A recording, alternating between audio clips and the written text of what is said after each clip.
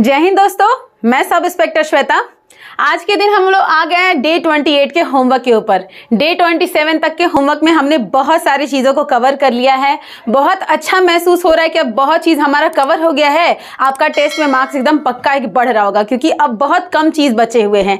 कुछ सब्जेक्ट हैं, जैसे मान लीजिए खेल है, साइंस एंड टेक है, वो सब चीज़ों को भी हम लास्ट वाले होमवर्क में ऐड कर देंगे। तो उन सब चीज़ों के लिए होकर आप परेशान नहीं होइए कि हाँ मेरा कुछ छूट रहा है, मैम बस इतना करवा रही है, ये चैप्टर छूट रहा है। वो पूरा चैप्टर, हर एक चीज को कवर करना मेरी जिम्मेदारी है। अगर एडुटेरिया के मैगजीन को आपको लगता है कि एक मैगजीन से नहीं होगा, तो स्पीडी के सालाना मैगजीन को हम लेकर पढ़ते हैं। अगर मुझे लगता है कि एडुटेरिया से कुछ चीजें उसमें एक्स्ट्रा दी हुई हैं, तो उसका पेज हम आपको कलर करके भेज देंगे। तो करेंट को लेकर परेशान नहीं होना है, पूरा तरह से निश्चिंत रहना है, क्योंकि वो पूरी जिम्मेदारी मेरी है।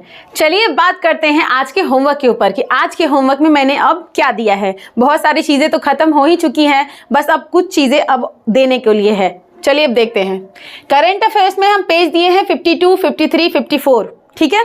और प्रैक्टिस सेट में दिए हैं पीछे से 5 और 6, क्योंकि पीछे से जो हम लोग कर रहे थे वन लाइनर की तरफ जो दिया रहता है पीछे क्वेश्चन, उसको हमने खत्म कर लिया है। अब जो प्रैक्टिस सेट बचा है उस पर हमको हाथ बैठाना है, ठीक है। तो ये सब चीजें हम एडुटेरिया से दे रहे हैं। दिखा देते हैं कि इस चैप्टर में क्या दिया हुआ है।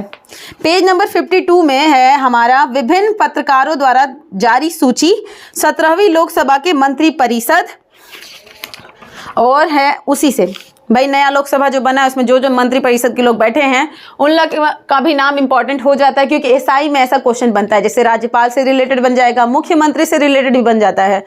जो नया नया नियुक्ति होता है उससे क्वेश्चन एक रहता है, ठीक है। तो ये सब चीज़ आपको अच्छे से याद कर लेना है। बस कुछ दिन और हमारा पूरा मैगजीन का एक एक पन्ना भी हमने नहीं छोड़ा है, एक एक पन्ना क्लियर, वो भी छांट करके इंपॉर्टेंट। और अभी भी आपको लगता है कि करंट कहीं और से पूछेगा, तो भाई एक बार सच में एक बार मैगजीन खुद बैठ के पढ़िए, आपको पता चल जाएगा कि सच में बाहर से जाएगा कि नहीं अब, ठीक है। तो बस करंट को आपको इतना पेज कर लेना है।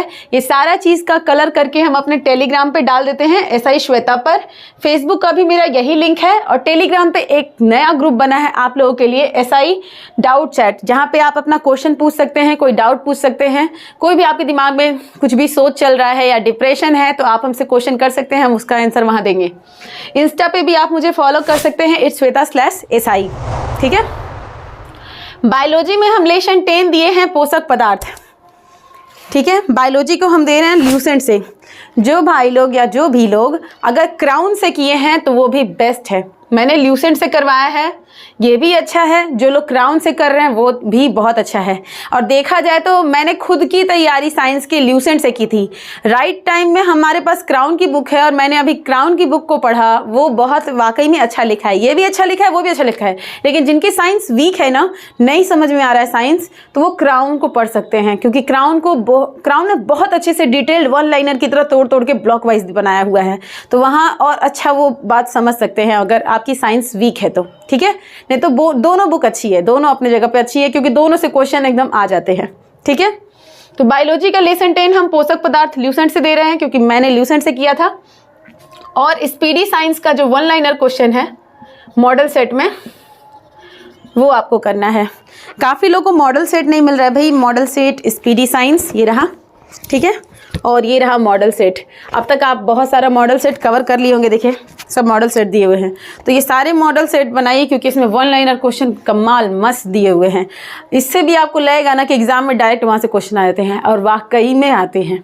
जो आप ऑनलाइन इधर उधर भटक रहे हैं, उससे बहुत अच्छा होगा एक एकाग्र होके पढ़ना।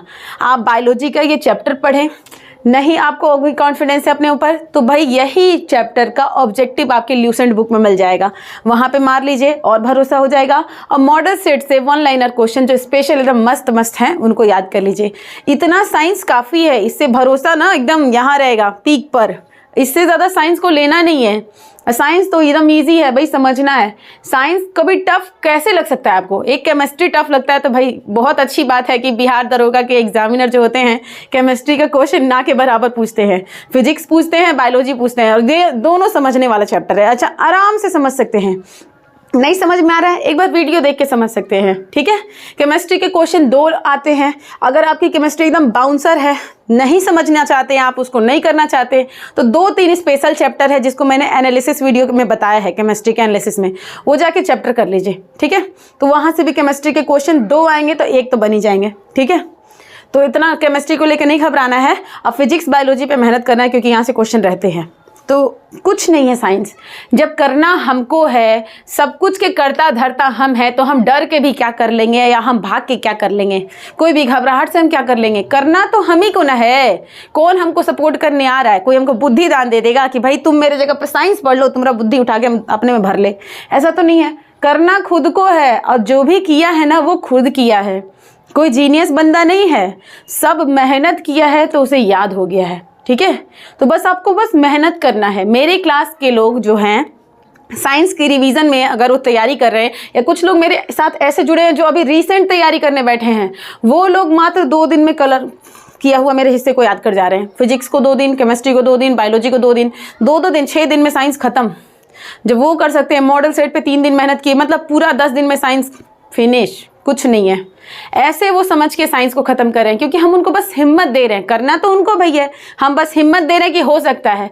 जब मेरे जैसा पर्सन पढ़ सकता है, मैं भूलने वाली लड़की, मेरे जैसा पर्सन पढ़ सकता है, तो सब तो मेरे से बहुत जीनियस है, सब पढ़ सकते हैं, ठीक है। ये बस सोचिए, इतना सोच के कुछ भी कीजिए, हम कम नहीं हैं, हम में बहुत दम है।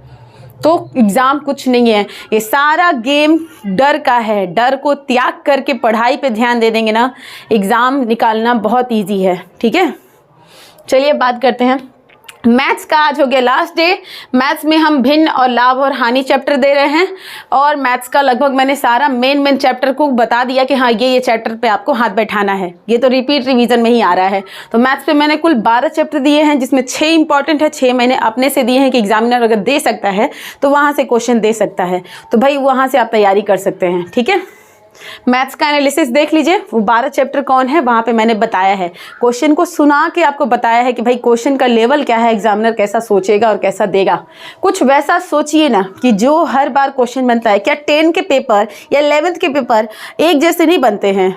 सब सोच लेता है कि क्वेश्चन कैसे आएंगे, वैसे ही सोचिए इसके वक्त बीपीएससी में भी यही है। पिछले साल का पेपर उठाइए, उसकी तैयारी कर दीजिए, क्वेश्चन एकदम वहीं से आ जाता है, डायरेक्ट उसके आसपास से ही पूछा जाता है। तो एसआई में भी यही है, प्रीवियस ईयर पेपर का मैंने एनालिसिस किया, उस हिसाब से मैंने चैप्टर निकाला और आप लोग की तैयारी में लगा दिया। जो लोग इस 35 डे के रूटीन को पूरा करेंगे उनका कुछ नहीं छूटने वाला है, पूरी तैयारी एकदम श्योर हो जानी है, ठीक है। और अभी भी भरोसा नहीं है तो भाई आप कितना कर रहे हैं, और ज़्यादा जोड़ लीजिए। मैं जितना दे रही हूँ उससे भी ज़्यादा आपकी मर्ज़ी, आप जोड़ सकते हैं अगर आपको और ज़्यादा चीज़ें याद हो पाती हैं तो, ठीक है। तो मैथ्स में ये रहा चैप्टर, इस पे बहुत सिंपल क्वेश्चन वाले पे हाथ बैठा देना है, क्योंकि ज़्यादा टफ नहीं पूछता है सही में। पॉलिटी में हम चैप्टर दिए हैं 8.12 संसद, ये हम क्राउन से दिए हैं। ये रहा क्राउन का किताब, क्राउन से मैंने चैप्टर दिया है 8.12 संसद। ये बुक पॉलिटी के लिए ना बेस्ट बुक है, बेस्ट नहीं कहते हैं, सुपर बेस्ट, हाँ भाई है ही।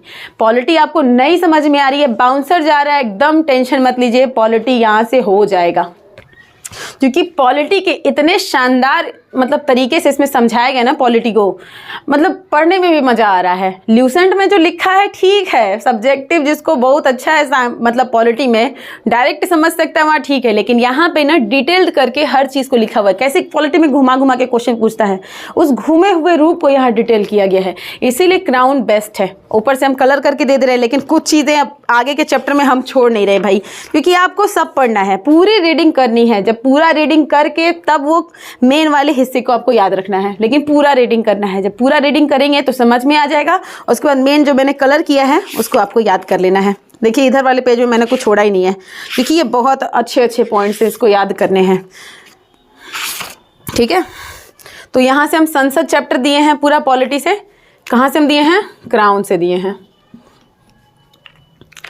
और पॉलिटी के लिए हम अपना नोट्स भी दिए हैं, जिसमें नोट्स में मेरे ना राष्ट्रपति और उपराष्ट्रपति जो होगा ना वो हिस्सा मेरे नोट से कर लीजिएगा, क्योंकि ना ल्यूसेंट में इतना अच्छा से राष्ट्रपति को समझाया है ना उपराष्ट्रपति को क्राउन में, दोनों में नहीं अच्छे से समझाया है। अगर राष्ट्रपति, क्योंकि राष्ट्रपति से बहुत ज़्यादा क्वेश्चन बनते हैं, तो पॉलिटी के मेरे नोट से राष्ट्रपति वाला पेज निकाल लीजिएगा और वहाँ से वो चैप्टर कर लीजिएगा, क्योंकि वहाँ पे से क्वेश्चन दबा के पूछता है तो वो अच्छे से होना चाहिए। ठीक है। मॉडर्न हिस्ट्री के लिए मैंने अपना नोट्स दिया है पूरा कंप्लीट, मेरे नोट्स पे भरोसा कीजिए, वहीं से क्वेश्चन आने हैं 7 क्वेश्चन, आराम से मेरे नोट से सारे के सारे क्वेश्चन आ जाएंगे। और राइटर्स के जो मैंने नाम दिए हैं उस राइटर्स के नाम को रट लीजिए, उसमें हमारा एंशिएंट हिस्ट्री के राइटर्स हैं, मॉडर्न हिस्ट्री के राइटर्स हैं, मिडिवल हिस्ट्री के राइटर्स हैं, इन सब के नाम हैं और वहाँ से 5 क्वेश्चन आने हैं। तो उसको हल्के में ना लेते हुए एकदम फाइनल करना है, कोई कंजूसी नहीं, कोई कम नहीं करने वाले हैं।